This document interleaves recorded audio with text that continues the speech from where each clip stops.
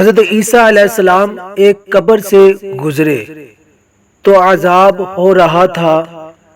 کچھ وقفہ کے بعد پھر گزرے تو ملاحظہ فرمایا کہ اس قبر میں نور ہی نور ہے اور رحمت الہی کی بارش ہو رہی ہے۔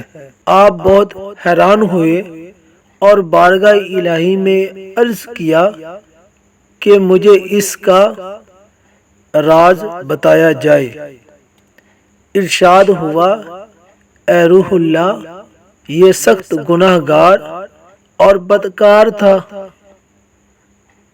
اس وجہ سے عذاب میں گرفتار تھا، لیکن اس نے اپنی بیوی حاملہ چھوڑی تھی، اس کے لڑکا پیدا ہوا اور آج اس کو مکتب بھیجا گیا۔